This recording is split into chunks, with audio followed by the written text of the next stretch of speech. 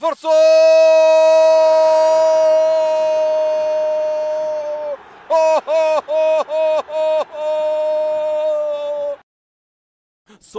صبحي المبروك يلعب كورة داخل منطقة الجزاء، نوفل يا سلام يا سلام يا سلام يا سلام عالطاير يسجل المغربي، النسر المغربي يطير ويسجل بتصويبة ولا أروع، يضع الكرة في شباك فريق النهضة عن طريق نوفل الزهروني.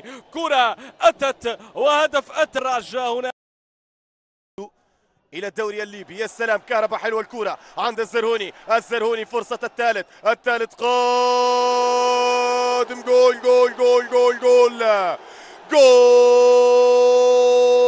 ثالث عن طريق الطاهر صالح الطاهر، يسجل يوقع يدون على ثالث الأهداف. كهرباء باتجاه الزرهوني، تعود محمود كهرباء لفرشكوبا، فرصة لصالح فريق الاتحاد، عند نوفل فرصة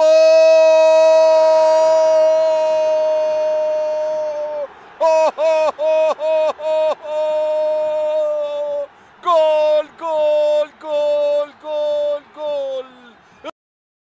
عمار كهرباء واخذ مكان، تمشي كورة لمحمود، كنترول لكهرباء، يطلع نوفل، يا سلام الله الله الله الله الله الله الله الله، والزهروني يضيف الثاني، العشرة يضيف الثاني، الزهروني يضيف الثاني بعد اسيست باس ولا اروع من محمود كهرباء. اعطيني الاعادة يا اخي.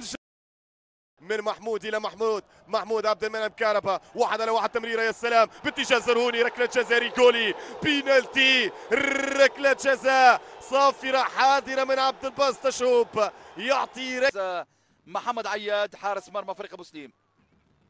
اسبقيه اتحاديه في هذا الشوط الاول. من جديد محمود يلعب كره، فرصه صالح الطاهر راسيه، صدق العمامي